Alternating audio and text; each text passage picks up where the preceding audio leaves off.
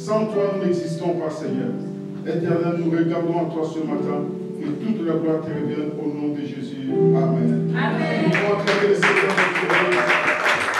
Je parlais d'acclamer le Seigneur notre Dieu.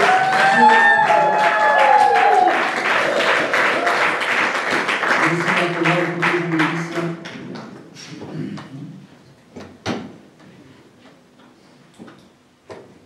Vous pouvez vous asseoir. Merci beaucoup. Dieu vous bénisse. Nous bénissons le Seigneur ce matin. Dieu nous fait grâce. Ça fait au moins 2 mois que je n'ai pas prêché dans cette église. Depuis le mois de juin. Jusqu'à présent, je n'ai pas prêché. Il y a des intervenants. Il y a des gens qui venaient sur des passages. On laissait quand même la chair par rapport aux invités. Aujourd'hui, nous allons commencer un nouveau thème qui s'appelle en temps de crise, le juste, que fera-t-il? En temps de crise, le juste, que fera-t-il? C'est le thème que nous commençons aujourd'hui. Je crois que ça peut nous prendre 1 mois pour éclaircir les situations de la vie. Parce que la vie n'a jamais été facile, bien aimé. La vie n'est pas facile du tout. Ce n'est pas parce que nous sommes convertis un jour, quelqu'un va nous dire que non, la vie est facile. La vie n'a jamais été facile. Mais avec Christ, nous pouvons triompher. Avec Christ, nous pouvons aller de l'avant. Alors, des fois, les gens qui nous ont gagnés en Christ, ceux qui nous ont gagnés dans le Seigneur, nous ont dit, viens, au Seigneur, c'est tellement facile, tu vas te marier. Viens, au Seigneur, c'est tellement facile, tu auras des enfants. Viens, au Seigneur, c'est tellement facile, tu seras guéri. Oui, ces choses-là, le Seigneur les fait quand il le veut à son temps. Il y a des gens qui ont prié Dieu. Hébreux 12. La Bible dit qu'ils ont salué même les choses de l'homme. Ils n'ont pas vu les choses pour lesquelles ils priaient. Alors, des fois, dans nos assemblées chrétiennes, on a l'impression que, bon, voilà, Dieu n'agit pas dans ma vie, Dieu ne fait pas. Non, Dieu agit tous les jours. Dieu agit. Du fait même que tu puisses respirer là, Dieu agit tous les jours. Nous avons seulement un style de vie, de reconnaissance permanente, tous les jours. Tous les jours, à tout temps, dis Seigneur merci. Merci du fait que tu es sorti le matin, tu es rentré le soir. Amen. Tu peux dire merci au Seigneur. Merci parce que tu as retrouvé ta famille. Vous savez, il y a des gens qui sont partis au travail mais qui ne sont jamais rentrés. À partir du travail, ils sont passés dans l'éternité. Ils n'ont plus eu le temps même de laisser le testament, quoi que ce soit. Alors quand Dieu nous fait grâce, bien aimé, d'être vivants, soyons reconnaissants. Mais je voulais dire ce matin que la vie n'a jamais été facile. La vie n'est pas un club méditerranéen, n'est pas aller à la plage d'Ostende et aller se plonger dans les sables. La vie est difficile. Mais avec Christ maintenant, la Bible déclare que vous aurez des tribulations. Mais prenez courage. J'ai déjà vaincu le monde. C'est ça qui nous soutient. C'est ça qui nous maintient. C'est ces choses-là, quand je lis dans la Bible, je sais qu'il y a des paroles, il y a des promesses de Dieu, et ça me tient, ça me fortifie, et que je marche encore. Comme le Seigneur a dit que si tu veux me suivre, porte ta croix et suis-moi. Il ne dit pas de porter sa croix, lui, la croix de Jésus, c'est lui-même qui l'a portée. Mais il dit que si toi tu veux me suivre, porte ta croix et suis-moi. Donc ça n'a jamais été facile. Seigneur, notre Dieu, notre roi, nous voici ce matin, Seigneur, devant toi. Nos cœurs sont vides, nos vases sont vides, nous voulons les remplir. Nous ne savons pas qui traverse quoi. Seigneur, nous savons que les crises frappent monsieur tout le monde, madame tout le monde, blanc ou noir, riche ou pauvre, célibataire ou marié. Seigneur, nous savons ce matin que tu as une réponse pour ces crises-là. C'est pourquoi nous te bénissons. Merci de nous ouvrir l'intelligence. Merci que nos cœurs soient disposés ce matin pour pouvoir t'écouter au nom de Jésus. Amen. Amen. Sans plus tarder, chacun de nous a sa Bible, la parole de Dieu. Nous prenons le psaume 11, verset 3. Le psaume 11, verset 3.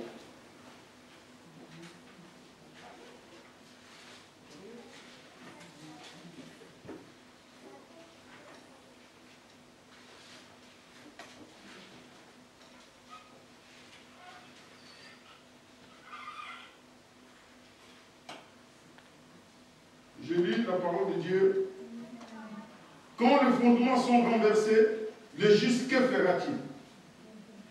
Quand les fondements sont renversés, le juste, que fera-t-il? C'est la question que David pose. Le fondement, c'est qui nous soutient. Je comptais sur un travail. Je comptais sur une belle femme, elle était ma fiancée. Et on va se marier dans quelques mois, dans quelques semaines. Mais elle vient me dire que j'ai beaucoup réfléchi. Je pense que quand les fondements sont renversés, le juste, que fera-t-il? Je comptais sur une somme d'argent qui devrait venir du nord ou du sud. C'était vraiment une promesse ferme. Mais au bout d'un certain temps, non, vous comprenez, moi-même aussi je suis dans des problèmes. Quand les fondements sont renversés, le juste, que fera-t-il? L'homme sur qui tu comptais, tu te disais qu'avec lui, il se peut que je puisse terminer mes jours ici sur terre, que l'un enterre l'autre comme nous nous sommes promis, le jour de notre mariage. Mais malgré ces promesses-là, il y a un homme qui peut décider de quitter la maison de partir. Quand les fondements sont renversés, le juste, que fera-t-il? On a fait grandir les enfants dans les voies du Seigneur. Oui, parce que nous savons que quand nous élevons les enfants dans les voies du Seigneur, quand ils seront grands, qu'ils ne puissent pas se détourner. Les enfants grandissent. Il y a d'autres réalités. À 20 ans, à 18 ans, à 19 ans, l'enfant se rebelle, garçon ou fille. Quand les fondements sont renversés, le juste, que fera-t-il? Nous nous sommes mariés, oui, dans l'espoir que Dieu nous bénisse avec des enfants, c'est légitime. Dieu dit que vous me servirez et aucun de vous ne serez stérile. Mais nous attendons, ça fait 5 ans, ça fait 6 mois, ça fait 7 ans. Quand les fondements sont renversés, le juste, que fera-t-il? Nous avons passé une période de Covid, une crise générale, mondiale, internationale. Les chrétiens ont été malades, les pasteurs sont morts, les médecins sont morts à Bruxelles par Covid-19. Quand les fondements sont renversés, le juste, que fera-t-il? Bien aimé, les crises frappent monsieur tout le monde. Les crises ne frappent pas seulement les païens ou les chrétiens. Les crises frappent tout le monde, blanc ou noir, riche ou pauvre, célibataire ou marié, avec enfant ou sans enfant, chômeur ou employé. Les crises frappent tout le monde. Mais David est en train de poser la question.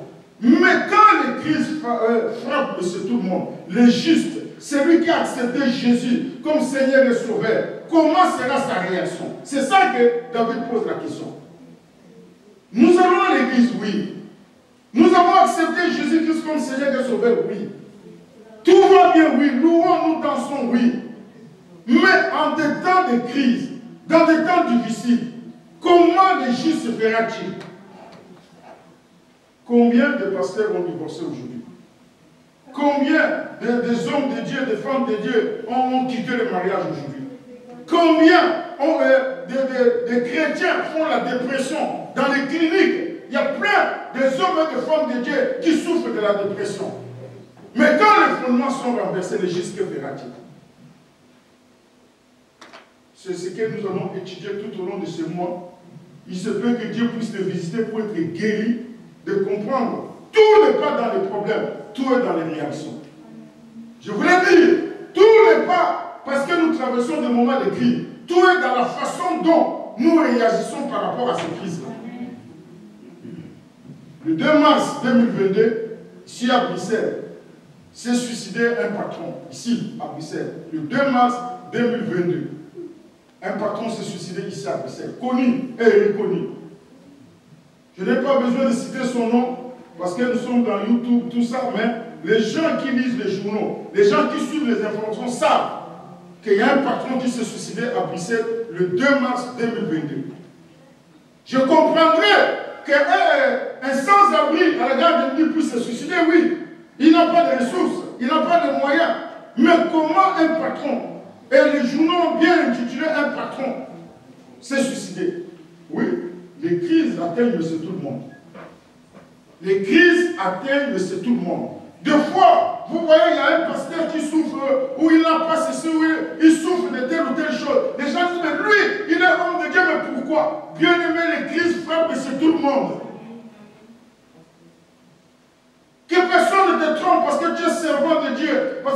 serviteur de Dieu qu'il y a des choses qui ne peuvent pas t'arriver dans la vie. Quand les fondements sont renversés, le juste, que fera-t-il?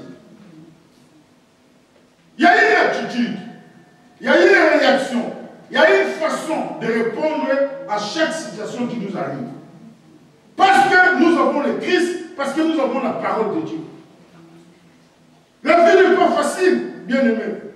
Elle ne sera jamais facile. Et surtout que nous nous approchons du retour du Seigneur. Qu'est-ce que la Bible dit? La Bible dit que dans les derniers temps, il y aura des temps difficiles. Nous nous approchons. L'horloge biblique est en marche. Alors, nous avançons vers l'accomplissement de la prophétie pour le retour du Seigneur. Et ce retour-là est accompagné de beaucoup de tribulations et de beaucoup de turbulences, de beaucoup de crises, de beaucoup de situations difficiles. Mais le Seigneur nous a laissé des paroles. Il nous a laissé des promesses. Comment agir et comment réagir par rapport à ces situations-là. Un jeune m'a appelé hier vers minuit comme ça. Dit non, pasteur Joël, c'est comme par hasard. Ça fait une année que j'ai divorcé avec elle. Je connaissais le couple.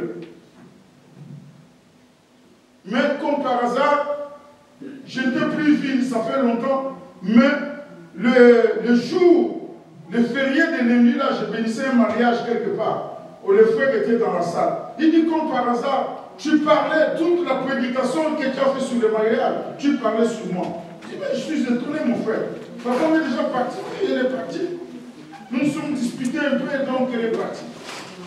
Et parce que j'ai perdu beaucoup de kilos. Non.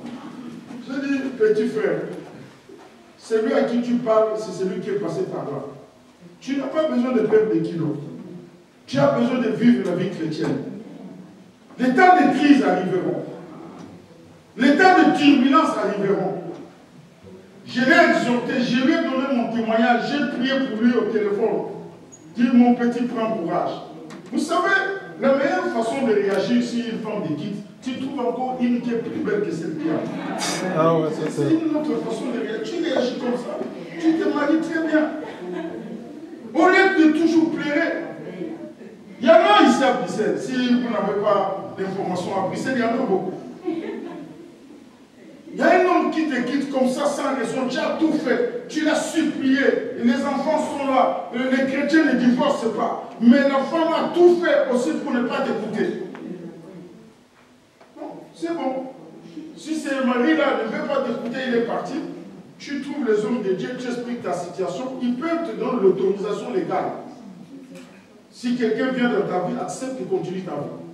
On ne reste pas en train de pleurer toute la journée sur place. Même quand on tombe dans le métro, on s'élève. Il n'y a aucune personne qui peut tomber dans la bouche du métro, rester du matin au soir en train de pleurer parce qu'il est tombé dans le métro. Non, on s'élève. S'il y a moyen de pousser les genoux, on pousse les genoux, on continue la marche. Parce que la vie est non-stop. Ce n'est pas une situation, une crise qui peut nous arrêter. Alors, David pose la question, quand les fondements sont renversés, les justes, que fera-t-il? Parce que dans la vie, même les bébés traversent des crises. Même les adultes ont des crises. Les riches ont des crises. Les pauvres ont des crises. Les employés ont des crises. Les chômeurs ont des crises. La crise n'est pas une personne. Mais le fond du problème, c'est dans notre façon de réagir, je disais. Notre réaction face à ces épreuves-là. Des fois, on réagit dans le désespoir. Moi, je ne crois plus. Je ne crois plus au mariage. Moi, je ne crois plus trouver un nouveau travail. Moi, je ne crois... Ça, c'est de mauvaises réactions. Des fois, c'est la résignation. On est dans son coin. On ne veut pas vivre avec les autres. On a peur de s'engager. Tel homme m'a fait ceci. Telle femme m'a fait ceci. Non, jamais. Plus jamais. C'est comme ça que certains Congolais, après avoir subi des moments de crise familiale, il va conclure, il a une philosophie. Il va dire que manger avec une femme, c'est manger avec une sorcière. Or, c'est faux sur toute la ligne. C'est les déceptions de la vie. C'est les crises de la vie qui l'ont amené à prononcer cette phrase. Mais bien aimé, La première chose, quand nous traversons ces situations-là, d'abord, dans notre tête, la question qu'il faut se poser, parce que je traverse le moment difficile, d'où me viendra le secours? Ça, c'est la première réaction d'un disciple de Jésus, d'un chrétien. Nous allons lire le psaume 121, versets 1 à 2.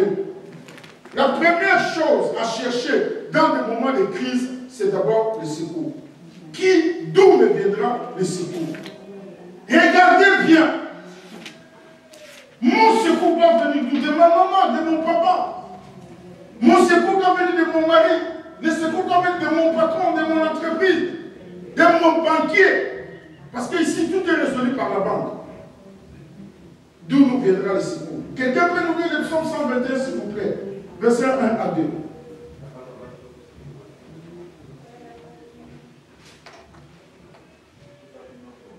Le psaume 121, 1 à 2. J'élève. Le psaume est connu par le vrai disciple.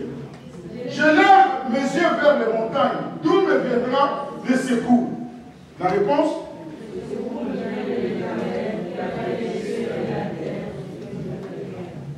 La Bible dit que David était dans des moments de crise. Il dit que quand les fondements sont renversés, mais jusqu'à fera-t-il? Il dit, mais j'ai quand même un Dieu qui m'a créé. J'ai quand même celui qui m'a envoyé sur cette terre. Je suis en train de traverser des moments difficiles. Il pose la question, et je lève les yeux vers les montagnes.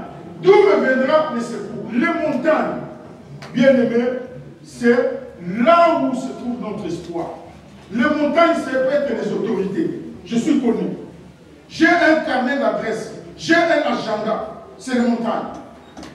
Moi, je ne suis pas n'importe qui. La situation qui m'est arrivée, je vais résoudre les problèmes parce que j'ai un carnet d'adresse fourni. Ce sont les montagnes. Oui, moi je connais des médecins dans la vie. Je connais des vrais avocats dans les dossiers. Ce sont des montagnes. Des fois, tu seras dans la déception. Les montagnes, ce sont notre refuge. C'est là où nous nous réfugions. C'est là où je veux. Parce que les montagnes naturelles sont élevées. Alors, dans notre vie, nous avons des terrains où nous fouillons sur les montagnes. Parce que je ne veux pas que les gens me voient. Je ne veux pas que je puisse galérer. Je connais quelqu'un que je connais la connexion dans le gouvernement. Et la Bible dit, maudit soit celui qui se confie dans l'ordre. La Bible dit que je lève les yeux vers les montagnes. Quelles sont tes montagnes? Tu regardes à qui dans ce que tu es en train de traverser? Vous savez, les autres lèvres montagnes, ce sont des pasteurs. Donc tout mon espoir est sur mon pasteur qui n'est qu'un péché, qui est aussi limité comme moi. Nous dépendons tous de Dieu et du Saint-Esprit. C'est comme ça que quand le pasteur n'aura pas résolu mon problème, le pasteur lui n'a pas l'onction. L'onction, toi tu l'as aussi. L'onction tu l'as. L'onction n'est pas seulement dans le cas du pasteur. Toi tu as l'onction. La Bible dit que la femme, la veuve de Sérepta avait un peu d'huile à la maison. Un peu d'huile, c'est l'onction que tu as. Elle peut être petite, mais elle peut faire des choses. Elle peut être petite. Tous ceux qui ont accepté Jésus-Christ comme Seigneur et Sauveur ont une onction. Qu'elle soit grande, qu'elle soit petite, mais tu as quelque chose. C'est à partir de cette petite quelque chose que tu vas résoudre les problèmes de la vie. Je lève les yeux vers mon Père. Ce matin, le Seigneur voulait te parler, voulait me parler. Dans les moments, les situations que nous traversons, qui semblent être insolubles, qui sont nos montagnes. Mais David répond, à la même question, il répond, le secours me viendra de l'Éternel. Je voulais voir quelqu'un ce matin, que Dieu ne t'a pas abandonné. Tu as un Dieu au ciel. Qui est ton secours? Qui voit tout ce que tu es en train de traverser. Le secours viendra de moi. Nous allons lire 1 Corinthiens 10, verset 13. 1 Corinthiens 10, verset 13. 1 Corinthiens 10, verset 13. La Bible dit que aucune tentation qui vous est aucune tentation ne vous est survenue qui n'ait été humaine. Et Dieu qui est fidèle ne permettra pas que vous soyez tentés au-delà de vos forces. Mais avec la tentation, il préparera aussi les moyens d'en sortir, afin que vous puissiez le supporter. Ce matin, je voulais dire à quelqu'un que dans ce que tu traverses, Dieu est en train de préparer une solution. Dieu est en train de préparer la voie de sortie. Il y a une voie de sortie. Dans cette vie, dans cette église, tu glorifies à Dieu. Dans aucune tentation qui nous est survenue n'a été humaine. C'est-à-dire Dieu est au courant de ce que tu traverses. Dieu est au courant de ton couple. Dieu est au courant de ton travail. Dieu est au courant de ta maladie. Dieu est au courant des gens qui t'ont rejeté. Mais il dit que lui-même va préparer une voie de sortie. Des fois, il y a trop de cas autour de nous parce que la voie de sortie, c'est nous-mêmes qui la préparons. Dieu dit que lui, il va préparer un moment. Il a le temps, il a l'agenda, il a... Vous savez, nous avons des montres médias à l'état. Dieu n'est pas pressé. Parce que nous regardons à tout moment, il est midi, il est 13h. Mais Dieu n'a pas ça. Dieu est éternel, il n'a ni commencement ni fin. Le temps lui appartient. Il est le maître des temps et des circonstances. Il sait qu'il va te bénir. Il a préparé une porte de sortie pour ta bénédiction. Ne te suscite pas avant. Ne quitte pas ce lieu-là avant. Parce qu'il y a une route nouvelle que Dieu veut inaugurer pour toi. Chacun de nous va passer des moments. Il y a des choses que nous avons passées dans la vie. À un moment, quand nous passons ces choses-là, nous nous sommes dit que nous n'allons pas nous en sortir. Donc, nous nous sommes en sortis. Nous avons même oublié cela. D'autres choses sont arrivées dans la vie et nous croyons que nous n'allons pas nous en sortir. 1 Corinthiens 10, 13 nous donne l'assurance. Je disais 1 Corinthiens 10, 13 nous donne l'assurance qu'il y a une voie de sortie. Pour toi et pour moi. C'est pourquoi, pour moi, la vie est tellement belle que je ne peux même pas penser me suicider. Jamais. Jamais. S'il faut même prolonger, que Dieu me donne 126 ans. Amen. Je suis au courant que la vie n'est pas facile. Je suis au courant de ça. C'est pourquoi aucune situation ne peut me prendre. Mais comme les enfants d'Israël, la Bible dit qu'ils étaient par terre, ils pleuraient. Non, oui, un chrétien peut pleurer. Mais à un moment donné, essuie tes larmes. Continue à voir 1 Corinthiens 10, 13. Il y a une porte de sortie. Il y a une porte de sortie. J'ai travaillé à Forêt il y a plusieurs années.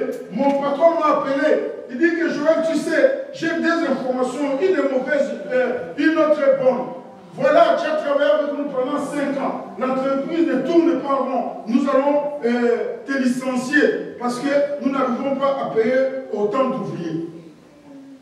La bonne nouvelle, c'est que tu vas rester 2 mois de faire la prestation de sortie et puis après 2 mois, nous pourrons te libérer. Je dis, mais monsieur Hollande, bonne nouvelle pour moi. Parce que toute chose concourt au bien de ceux qui aiment Dieu. Aucune situation ne peut me mettre par terre. Aucune. Les situations sentimentales. Parce que cet homme a fait ceci, parce que cette femme a fait ceci. Laisse tomber. On est passé par là. On est en bonne santé aujourd'hui. En bonne santé. Bien aimé, le monsieur m'a dit que je suis envoyé, mais je vais travailler un peu 2 mois. J'ai dit, monsieur Roland, pour moi, il n'y a aucune mauvaise nouvelle. Tu veux, les 2 mois, si tu veux même 1 mois, si tu veux même 3 mois, c'est toi de le voir. Monsieur Roland était choqué parce que ma réaction n'était pas ce qu'il attendait. Moi, je suis chrétien, je suis disciple de Christ. Je ne réagis pas comme dans le monde. Maman, dans ça, non. Comment je vais faire? Dormir par terre ou comment? Non. Bien aimé, nos attitudes dans des problèmes déterminent notre solution. Nous avons de mauvaises attitudes. Et même dire que Dieu m'a abandonné, nous osons dire que Dieu m'a abandonné. Bien aimé, si Dieu t'abandonne, tu peux respirer le matin. Dieu m'a abandonné. Tu sais ce que signifie Dieu m'a abandonné? Même quand l'homme du déluge, Dieu était toujours sur son trône, il regardait le monde. Il n'était pas endormi. Il voyait, il regardait. Il sait quand il va te faire sortir de là. Il sait. Et mon collègue italien avec qui j'ai travaillé, il me voit toujours venir le matin. J'allume les appareils pour lesquels on travaillait. C'est moi qui est arrivé en premier. J'allumais tous ces appareils-là, ça a commencé à fonctionner. Il vient, il m'appelle, il dit Joël, mais ce n'est pas possible. Toi, tu n'as pas compris ce que M. Roland dit. Qu'est-ce que je n'ai pas compris? J'ai dit à mon ami collègue, tu sais, moi je parle français mieux que toi. Je comprends bien les articles et les verbes. Ce n'est pas que je n'ai pas compris français. Je comprends très bien. Mais moi je sais que ma vie ne dépend pas de cette entreprise. Cette entreprise est un instrument, est un moyen par lequel Dieu peut me bénir. Mais la source, c'est Dieu lui-même. Si Dieu veut me faire de la source, je serai inquiet. Tant que la source ne sera pas fermée, je suis à l'aise. Un instrument, Dieu peut fermer un instrument à tout moment. Et bien aimé, j'ai eu mon C4. Un mois après, le patron est mort. 2 mois après, mon autre collègue est mort. 3 mois après, l'entreprise a fermé. Je continue à vivre jusqu'aujourd'hui. Ne mets pas fin à ta vie à cause des crises de la vie. Les crises de la vie existeront toujours, tant que nous serons en vie. Mais la porte de sortie existe. 1 Corinthiens 10, 13. Aucune situation qui nous est arrivée qui soit inconnue de Dieu. Dieu ne s'étonne pas. Dit, ah mais j'ai vu mon fils Évariste, je ne sais pas comment je vais faire. Les anges venaient un peu, on a encore fait ceci à Évariste, qu'est-ce que nous allons faire? Dieu n'est pas comme ça, Dieu sait. Amen. Du début à la fin, il sait de quoi il s'agit. Dieu n'est pas étonné.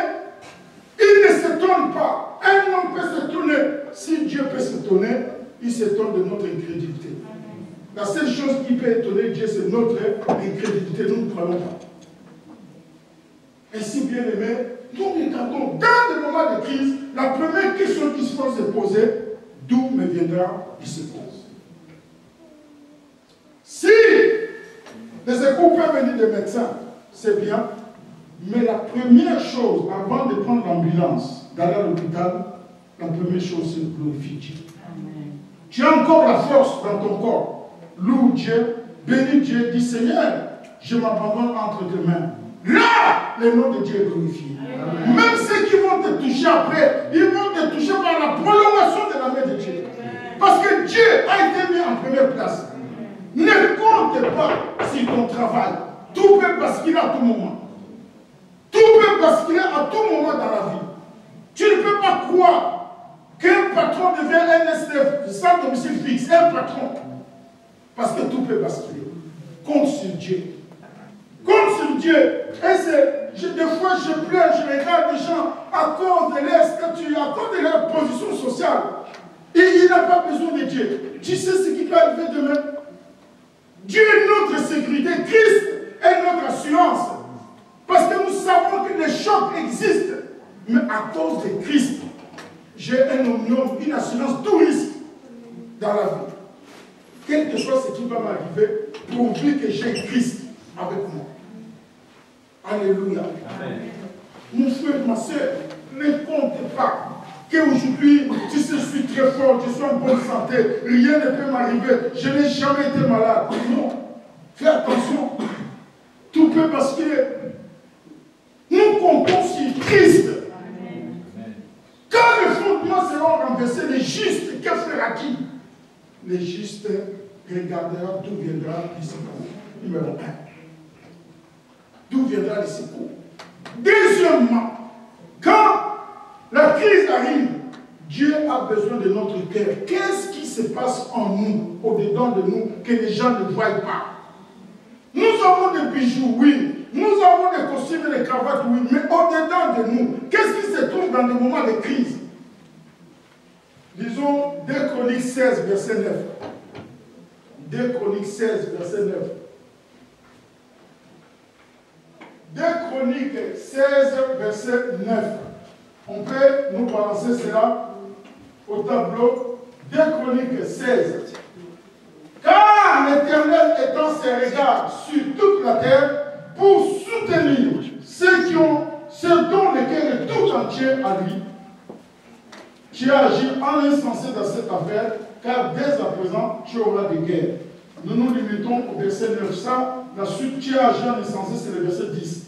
Le verset 9 dit, car l'Éternel étend ses regards sur toute la terre pour soutenir ceux dont le cœur est tout entier à lui. C'est-à-dire, dans des moments de crise, je fais confiance totalement, mon cœur totalement au Seigneur.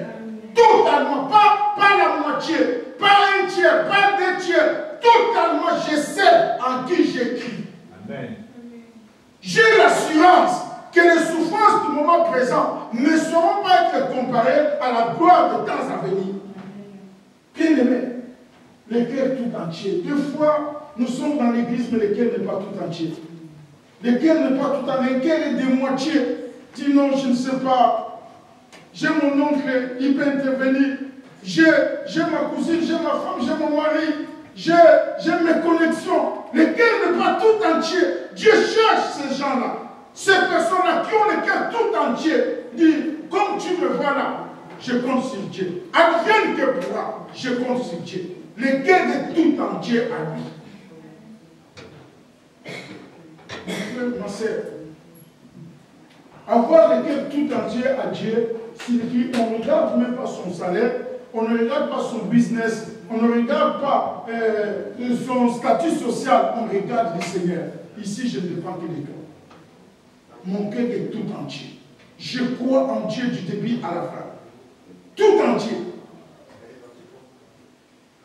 Les étudiants, les élèves, le cœur tout entier au Seigneur. Dis non, je ne sais pas cet examen, comment ça va se passer. Je ne sais pas la rentrée, comment elle va se passer dans une nouvelle école. Mais mon cœur est tout entier à Dieu. Dieu va positionner, il va m'envoyer d'autres amis. J'ai perdu des amis dans l'autre école où je venais, mais Dieu va m'envoyer des gens bien aussi dans l'école où je vais. Parce que mon cœur est tout entier à lui. Amen. N'oublions pas que le cœur de chaque être humain est entre les mains de Dieu. C'est Dieu qui manipule le cœur, qui l'incline où il veut. Proverbe 21. Mon frère, ma soeur, le cœur tout entier. Dieu regarde sur la terre, il est en train de regarder. Qui a le cœur tout entier à moi? Qui a le cœur tout entier à moi? C'est cette dame-là, oui. C'est ce frère-là, oui. Il compte sur moi. Il est en train de passer des moments difficiles, mais il compte sur moi. Le cœur tout entier. Il n'a pas une autre alternative. Il n'a pas d'autre solution. Sa solution, c'est Jésus-Christ ou rien. Dans mon célibat, j'ai le cœur tout entier au Seigneur. Je ne me ferai pas arnaquer par un escroc. Mon cœur tout entier au Seigneur. Tu viens me miroiter avec des voitures, avec des maisons, mais mon cœur est tout entier pour que je ne commette pas des erreurs. Mon cœur est tout entier. Je regarde au Seigneur. Je n'ai pas besoin. Vous savez, quand on escroque les gens de l'église, j'ai l'impression qu'ils ont abandonné le Saint-Esprit. Parce que quand même quelqu'un qui a le Saint-Esprit pour l'escroquer, il faut être fort. Parce que le Saint-Esprit le conduit toujours dans la vérité. Et il sait, les caissières qui sont au Carrefour, les caissières qui sont chez Lidl, chez Aldi, ces filles-là, toute la journée, elles ne font que manipuler les billets. 10 €, 20 €, 50 €, 100 €. Toute la journée. Elle a 10 ans là-bas chez Colbert, elle a 20 ans chez Lidl, elle a 10 ans chez Aldi. Quand tu viens avec un billet de 10 €, tu viens comme ça lui donner, tu lui donnes un billet de 10 €, elle prend le billet, toujours elles font comme ça. Et puis elle met dans la caisse. À partir de ses mains, elle sait que c'est un vrai ou un faux. Pourquoi? Parce qu'elle est habituée à la vérité. Comment, ma soeur, un homme peut t'escroquer? Comment? Tu es habitué à la vérité. Même si il ne peint pas neuf, mais tu sais, il y a un signe qui te montrera que s'il n'est pas dans la vérité. Amen. Tu es habitué avec la parole. Tu es habitué avec la vérité. Personne ne peut te tromper. pourquoi Dieu a les regards tournés vers les gens pour le cœur tout entier à lui. Tout entier, pas moitié, pas non. Des gens viennent à l'église, mais le cœur n'est pas dedans tout entier. Parce qu'il a d'autres solutions, il a d'autres alternatives. Parce que Dieu ne lui suffit pas. Je voulais dire à quelqu'un, Jésus-Christ te suffit. Jésus-Christ te suffit totalement. Pour tes problèmes, pour tes crises, Jésus-Christ te suffit totalement. La personne qui m'a amené à Christ il y a 30 ans, moi, je m'attendais qu'elle me donne l'argent. Parce que j'étais dans des moments difficiles. Moi, je croyais qu'elle va me donner soit. J'avais déjà un montant, 200 ou 300 dollars. Si elle me donne 2 ou 300 dollars, je sais répondre. Parce que la situation est difficile. Et quand je vois la personne, elle n'était pas loin de ma situation. On était logés à la même auberge, même situation. Donc même crise, même difficulté. Mais, gloire à Dieu, elle m'a dit, on peut aller prier. J'ai dit non, moi je ne vais pas prier. Qu'est-ce que la prière va me donner? Elle a insisté, allons prier. Allons prier, ça peut changer quelque chose. On dit non. Moi je dis non, avec N-O-N majuscule, non. Je ne pars pas. Et j'étais de ces gens-là qui croyaient que l'église, les pasteurs sont des escrocs. Je croyais en ça. Moi, je suis devenu pasteur, je n'ai escroqué personne. Bien aimé, nous sommes allés à cette campagne de prière. On a prêché Jérémie 2, verset 13. Mon peuple a commis un double péché. Il m'a abandonné. Moi qui suis une source d'eau vive, pour se créer des citernes crévassées qui ne retiennent pas l'eau. Le prédicateur a arrêté ce verset-là 13, il a commencé à expliquer. Je plairai avec toutes les larmes de mon corps. Tu as l'impression que la fille est venue avant moi. Elle a expliqué ma situation et le prédicateur a parlé. Pourtant, nous sommes venus ensemble. Dieu parle, bien aimé. Dieu parle. Ne te suis pas, ne te confie pas à ce que tu vas. La situation de ta vie peut changer à tout instant. La Bible dit que je ferai des choses, même si on te raconte, tu ne croiras pas. Moi-même, quand je regarde ma vie, il y a 30 ans, les choses que Dieu a fait dans ma vie, je suis tombé amoureux de Christ pour être émerveillé de ce qu'il peut faire. Vous savez, il y a des jeunes ici qui viennent à l'aéroport, il y a un cousin, il y a un oncle, il y a un grand frère qui vient les chercher parce que c'est comme ça qu'on fait quand les anciens viennent chercher les nouveaux à l'aéroport. Mais nous, on venait à l'aéroport, personne n'est venu nous chercher à l'aéroport. Personne. Je n'avais pas de valise, rien.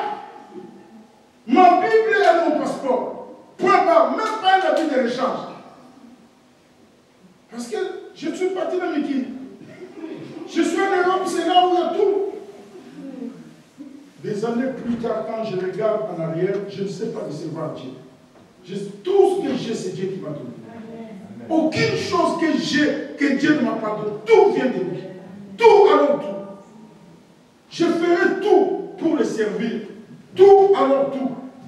C'est pourquoi, des fois, tu quittes la maison à 4 heures, tu rentres à 21 heures. Tu peux quitter le travail et aller dormir directement. Mais il y a des situations qu'il faut résoudre. Il y a des gens qu'il faut écouter. Tu rentres à la maison, de 4 heures, tu rentres à la maison à 22 heures. Alors, bien aimés, mes frères et sœurs, dans la crise que tu traverses, Dieu a besoin de voir l'état de ton cœur. Le cœur tout entier à lui. 2 Chroniques 16, verset 9. Il s'agit du roi Asa. Il y a un roi de Juda. Il était ennemi du roi d'Israël. Parce que le royaume était divisé en deux. Celui qui était le roi du royaume de Juda était en conflit avec celui qui était le roi du royaume d'Israël, du tribu d'Israël. Alors lui qui était le roi de Juda, il est allé chercher le secours au roi de Syrie. Il dit non, viens m'aider pour aller vaincre le roi d'Israël. C'est là où le verset est sorti. Dis non, toi, Asa, comme tu as fait cela, tu es allé chercher le secours en Syrie, tu es allé chercher le secours ailleurs. Moi, Dieu, je peux te secourir, mais ton cœur n'est pas tout entièrement. Comment tu es allé chercher le secours ailleurs? C'est pourquoi cet après-midi, Dieu nous parle de la même façon. Ne va pas chercher le secours ailleurs, le secours est en Christ. Amen. Le secours est dans la parole de Dieu. Le secours est en Jésus-Christ. Oui, la crise est là. Je dis souvent, nous prenons des avions. On annonce dans l'avion, le pilote annonce, nous allons traverser. Quand vous venez des États-Unis, du direction au Canada vers Toronto, et on montre dans le voyage, dans l'écran du voyage, on montre, nous allons traverser la zone où Titanic a échoué. Mais cette zone-là, il y a beaucoup de turbilations, il y a beaucoup de turbulences. Serrez vos ceintures. Je ne vois personne dans l'avion chercher une fenêtre pour sauter. Non. Seulement, chacun de nous prend sa ceinture, il serre encore, parce que la ceinture, c'est la parole de Dieu. Dans des moments de turbulence, nous prenons la ceinture, nous la mettons. Amen. Les gens vont se demander, ah, c'est la sœur dont j'ai entendu l'histoire, mais c'est le frère dont la femme l'a quitté, c'est le frère là, oui. Mais le frère, quand tu le vois, il loue, il chante dans l'église. Tu crois que cette histoire ne lui appartient pas? Parce que c'est un disciple de Jésus. Il comprend ton cœur de tout entier. Il dit que dans cette situation-là, il y a que Dieu qui va me faire sortir. Ce matin, que Dieu te donne un cœur tout entier à lui. Peut-être tu servais Dieu, peut-être tu venais à l'église avec un cœur à demi ou deux tiers. Il y a une autre, non, j'ai mon travail. Tu sais, moi, je ne peux pas galérer dans ce pays. Tu sais, moi, je suis en bonne santé. Tu sais, moi, j'ai ceci. Non, ces choses-là peuvent basculer du jour au lendemain. J'ai donné l'exemple la fois passée de champion de Formule 1, 7 fois champion du monde, Formule 1. Milliardaire, avec jet privé. Les maisons ont commencé à être vendues pour les soins médicaux.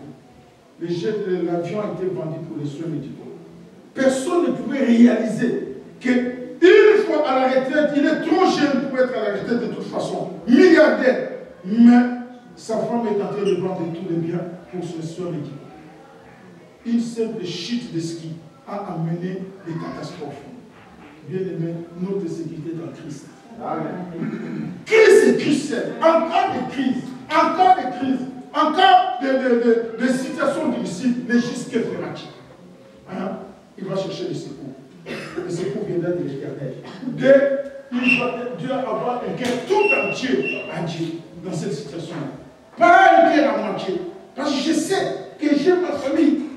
Même si je traverse le moment difficile, ma famille est là. Non. Dieu me vend dessus le cœur de tous les membres de la famille. Bien-aimé, la troisième chose qu'il faut faire quand tu traverses le moment difficile, c'est tourner le regard vers Jésus. Tourner le regard. Le cœur c'est autre chose, le regard c'est autre chose. Nos yeux sont en train de regarder à gauche, à droite. Et c'est ton cœur-là ne peut pas me secourir. Est-ce que cette cantine-là? Est-ce que ce pasteur-là? Non. Le regard tourné vers Christ, qui est l'auteur et le consommateur de notre foi. La Bible dit même le chef et le consommateur, c'est lui qui commence et c'est lui qui termine dans notre foi. Je n'ai aucune situation que Dieu n'a pas résolue. Quel que soit le temps que j'ai accepté, je n'ai aucune situation que Dieu n'a pas résolue. Les larmes, je les ai fait couler. Le pleurs, les humiliations, les rejets, les moqueries, j'en ai connu. Mais les regards tournés vers le Seigneur. Nous allons lire le psaume 34, verset 6. Si on peut nous afficher le verset, le psaume 34, verset 6. Quand on tourne vers lui les regards, on est rayonnant de joie et les équerres ne se couvrent pas de honte. Quand on tourne vers lui les regards, on est rayonnant de joie et le visage ne se couvre pas de honte. Je voulais dire à quelqu'un que ton visage ne se couvrira pas de honte. Amen. De Jésus. Ton visage ne se couvrira pas de honte. Marche la tête haute. En ayant un travail ou pas, en étant marié ou pas, en ayant des enfants ou pas, en ayant un compte en banque ou pas, marche la tête haute parce que tu as les dents tournées vers le Seigneur. Amen. La Bible dit que ces gens-là ne seront jamais dans la honte. Qui t'a mis la honte dans la vie? Qui c'est celui-là qui vient te mettre le manteau de la honte à cause d'une situation? tout passe, tout lasse, rien ne demeure. Tout passe, tout lasse, rien ne demeure. Dans la vie, tout passe. Et ce matin, en temps de crise, prends les 3 points. 1, le regard. 2, le cœur. 3, 1, à qui tourner. 2, le cœur. 3, le regard. Tu as le regard vers Jésus. Le regard n'est pas à ta femme, le regard n'est pas à ton mari, le regard n'est pas au pasteur, le regard n'est pas à qui que ce soit, le regard tourné vers le Seigneur. Amen. Le pasteur, Dieu peut l'utiliser pour toi, mais ce n'est pas lui le regard qu'il faut tourner. Dieu peut l'utiliser pour toi. Il est un être humain. Dieu peut l'utiliser parce que Dieu a parlé par le pasteur et tu vois une porte s'ouvre. Mais les regards ne soient pas fixés sur le pasteur. C'est pourquoi les hommes de Dieu meurent avant. Parce que nous les avons déifiés. Nous les avons rendus comme nos dieux. Surtout dans le contexte africain où les gens même se mettent à genoux quand le pasteur passe. C'est dangereux ça. Très dangereux. Très dangereux. Ne le faites pas, c'est très dangereux. Vous allez précipiter la mort de ces messieurs-là. On ne se met pas à genoux comme ça. Bien aimé, les regards tournés vers le Seigneur. Quand tu as les regards tournés vers le Seigneur, les Congolais chantent que que ce soit la nuit, que ce soit la journée, je vais regarder ce manteau. Beaucoup de médecins se font beaucoup de sous à cause de la dépression parce que nous n'avons pas pu gérer la vie chrétienne. Quand tu gères la vie chrétienne avec des réactions adaptées à la parole, bien aimé, il y a des souffrances qui peuvent être épargnées. Il y a des économies que tu peux faire avec l'argent. C'est combien la prestation? 45 €, 30 €. Parce que tu es allé voir le psychiatre, tout ça.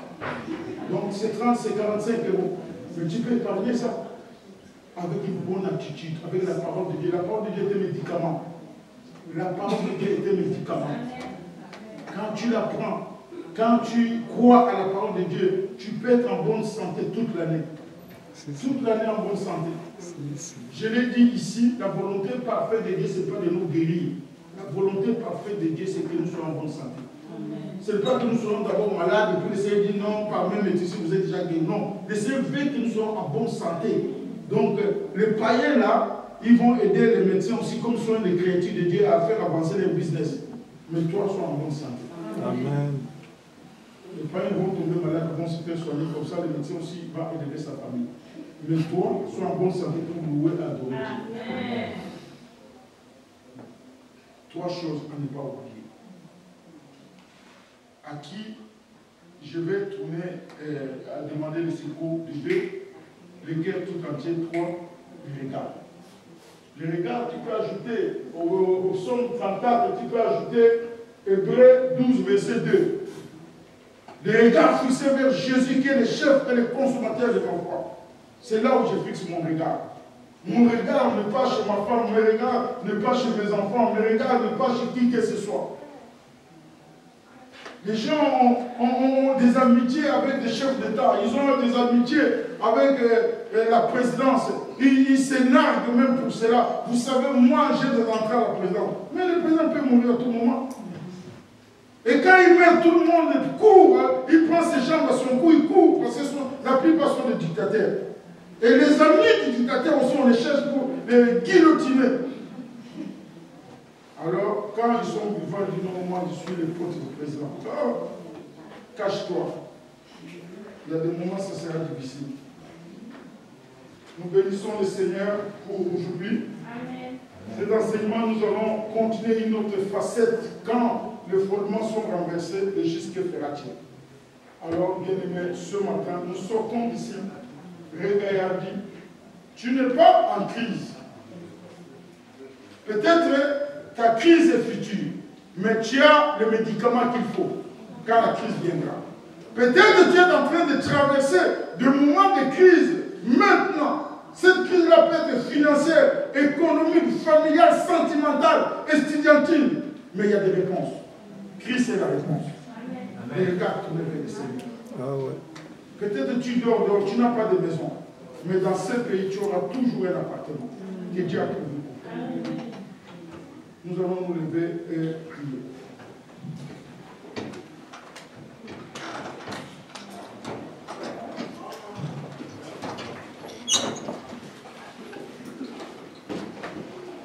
Seigneur, voici ton peuple. Nous sommes venus dans ta présence, Père, parce que la vie n'est pas facile. Il y a des situations que nous ne contrôlons pas. Il y a des événements que nous ne contrôlons pas, Seigneur. Le diable a frappé, le monde a frappé. Mais nous savons une chose, que tu ne permettras pas que notre pied chancelle. C'est pourquoi je vais recommander ce peuple, Père, quelle que soit la situation qu'il traverse, quel que soit les tunnels par lesquels le diable le fait passer. Moi, je sais une chose, que tu as préparé une fois pour la sortie. Tu as préparé une fois pour la sortie de ces grands peuples. Tu as préparé la voie de sortie, Seigneur, pour chaque famille ici présente. Et je sais que ma sœur triomphera. Et je sais que mon frère triomphera. Aucune personne ne sera restée dans le tunnel définitivement. Parce que, Seigneur, il y a toujours un temps où tu as le dernier mot. C'est pourquoi je bénis ce peuple. C'est pourquoi nous renversons, Seigneur de gloire, tout pouvoir du diable sur nos cœurs. Il veut nous faire croire que Dieu nous a abandonnés. Tu ne nous as jamais abandonnés. Tu as dit que tu seras avec nous jusqu'à la fin du temps. Père, nous te bénissons cet après-midi. Que la grâce et le bonheur accompagnent nos familles. Que la grâce et le bonheur accompagnent nos lieux de travail. Que la grâce et le bonheur accompagnent nos dossiers que nous avons introduits. Que la grâce et le bonheur accompagnent le gouvernement qui nous doit des choses, Seigneur, dans ce pays. Au nom de Jésus.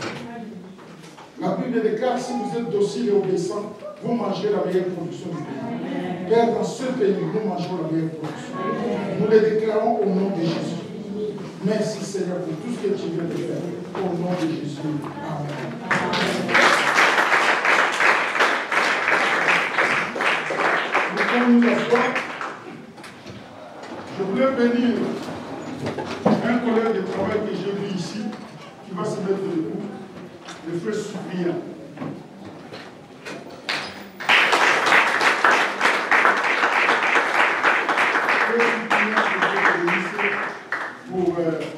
Tu es quelqu'un qui promet et quelqu'un qui réalise. Tu m'as promis que tu seras au culte dimanche. Tu as cherché la grâce, tu l'as trouvé. Que Dieu te bénisse. Quel que soit ce que tu traverses, Dieu, Jésus-Christ est la réponse. Sois béni pour ta présence. Merci. Nous voulons accueillir des servants de Dieu, 3 servants de Dieu qui sont avec nous, qui sont de la place. Nous allons demander à la sœur Véronique de se mettre debout.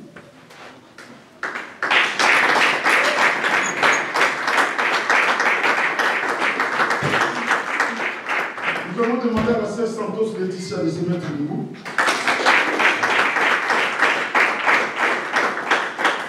Nous allons demander à la sœur Thérèse de se mettre debout. Les 3 sœurs ici, elles sont des ICC, Église et pas le centre chrétien. Mais elles ont voulu partager le Seigneur avec nous ce matin. Nous sommes dans l'école de Christ. Que le Seigneur vous bénisse. Merci.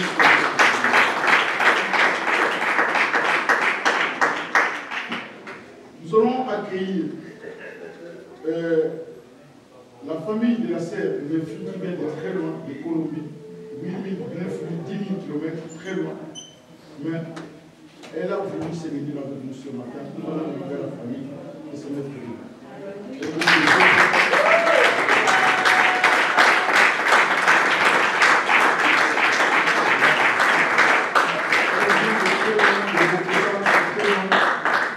À des milliers de kilomètres d'ici en Afrique et en Amérique latine. Que Dieu vous bénisse, tante, oncle. Remettez nos salutations au pays. Bientôt vous allez rentrer. Mais retenez une chose, que dans le moment de crise, Jésus-Christ est la réponse. N'oubliez pas. Nous vous bénissons au nom de Jésus. Si nous n'avons pas fini, nous avons une autre servante de Dieu, la sœur Nadine, qui va se mettre debout. Nous l'accueillons au nom de Jésus.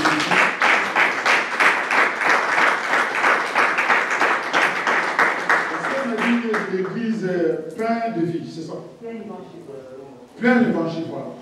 Plein d'évangile avec les défunts pasteurs Nestor Commanda. Ce sont des fidèles. Le pasteur, Dieu l'a rappelé, les restés dans l'église sont des cas rares. Des fois, quand les pasteurs meurent, les gens prennent les jambes à l'air, puis ils s'enfuient, on ne voit plus.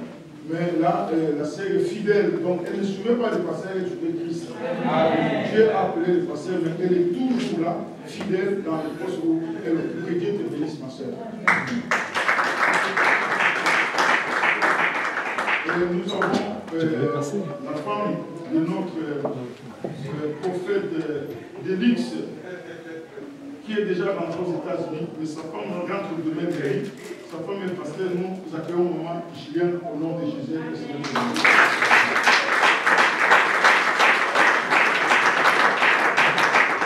Comme dit maman Julien, Dieu est un Dieu d'agenda et de calendrier.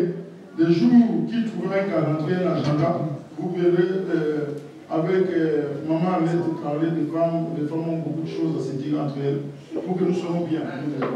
Donc il y a beaucoup de choses à se dire entre elles. Et vous allez faire un agenda, un calendrier des jours à venir.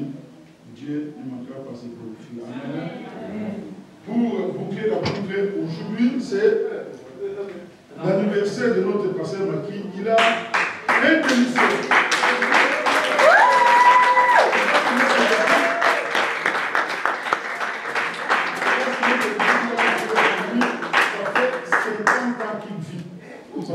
Important.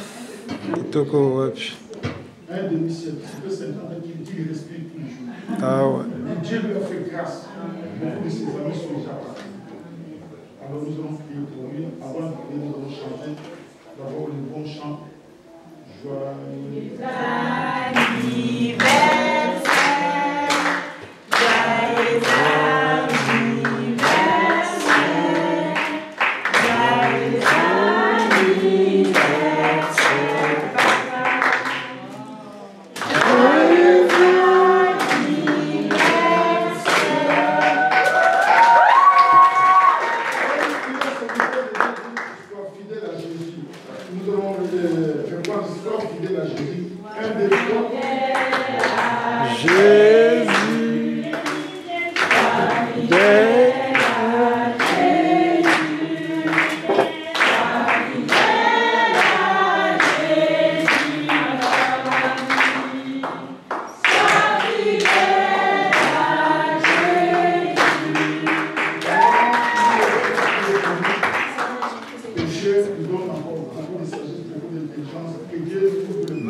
que les ciels soient ouverts. Il y a l'argent qui va prendre la part de Dieu, il y a les connexions, il y a les ministères qui doivent s'exploser. Il y a beaucoup de choses que Dieu peut faire dans sa vie, qu'il peut faire dans sa vie. Lève-toi, tu es prophétesse là où tu es, prophète. Tu peux dire des choses qui vont s'accomplir dans sa vie. Dis des choses. Là où il y a des choses pas desséchées, Dieu va faire de cela une grande armée. Il a besoin de tes prières. Il a besoin que tu libères la parole. Il a sa femme, il a ses enfants. Que Dieu leur ouvre les portes. Que Dieu le bénisse encore davantage. Au nom de Jésus, prie pour faire. Prie pour faire sa prière. Il a besoin de te prier. Il a besoin de cela. Parce que Dieu est un Dieu qui vous fait prier. Oh, prends sa vie en charge, Seigneur. Yahweh, merci. épargnez le combat, épargnez, Seigneur Jésus-Christ, nous pépé ma belle. Prends sa vie en charge. Prends sa vie en charge, Seigneur Jésus. Dans ce siècle présent, Seigneur Jésus, nous comptons plus sur toi, Seigneur. Parce qu'en toi, Seigneur Jésus, il y a la sécurité, Seigneur. En toi, Seigneur Jésus, il y a la vraie vie, Seigneur. Parce que la vraie vie, Seigneur, c'est auprès de toi, Seigneur. Consacrer notre papa entre tes mains, Seigneur. Prends sa vie en charge, Seigneur. De A à Z, Seigneur. Prends sa vie en charge, Seigneur Jésus. Prends sa vie en charge, Seigneur.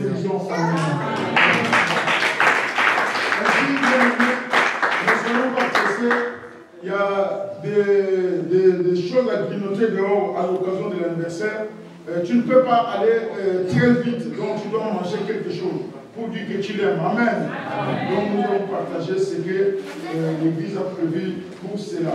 nous allons demander à notre président, le pasteur Lambert, de bien clôturer, de venir clôturer ce moment de prière et qu'il nous remette entre les mains du Seigneur et le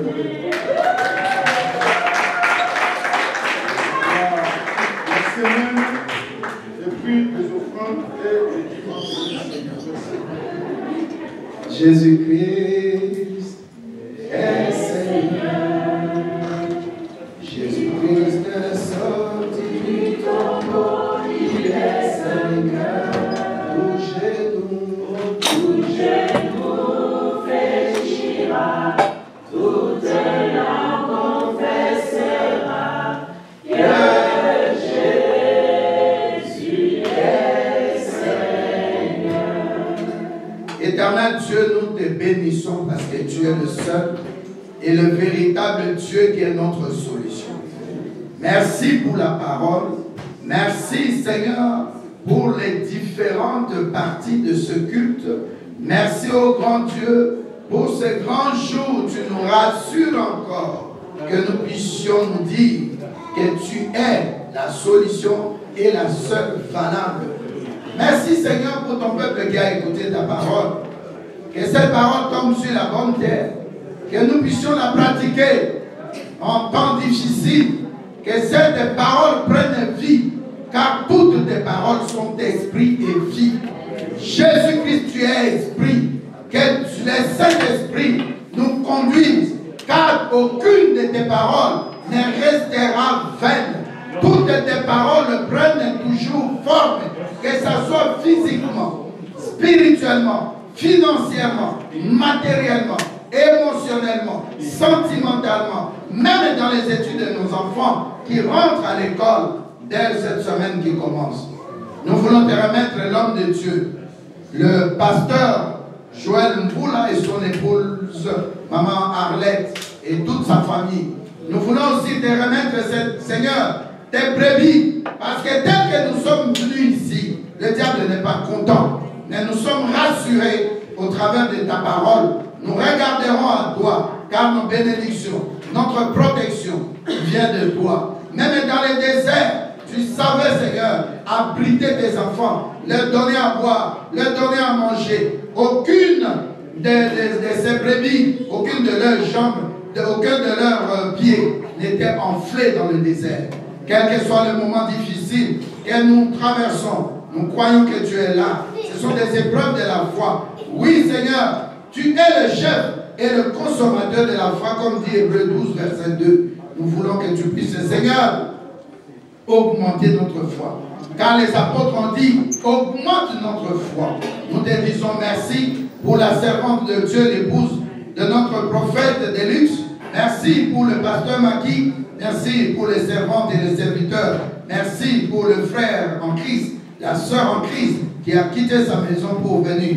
Nous sommes bénis, Seigneur. Voilà pourquoi nous voulons te dire merci. Que ton sang nous couvre, que le Saint-Esprit nous parle encore davantage, que le Saint-Esprit nous rassure, que le Saint-Esprit nous amène dans une autre dimension, parce que nous sommes au temps du soir, même au temps de la nuit. Nous voulons que toi, Jésus-Christ, la lumière, que tu puisses chasser les ténèbres loin de nous.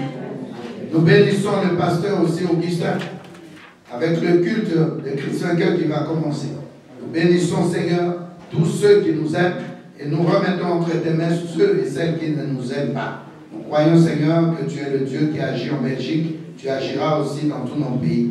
Et toute la gloire te revienne. Nous remettons le frère et maman entre tes mains qui vont rentrer en Colombie. Nous remettons aussi, Seigneur, toutes les églises ainsi que les pasteurs. Ce sont des assemblées des églises du Seigneur. Nous remettons les pasteurs, les bergers entre tes mains. Toi qui es le bon berger, tu ne nous laisseras pas. Voilà pourquoi nous avons confiance en toi. Nous te disons merci au nom de Jésus-Christ. Amen.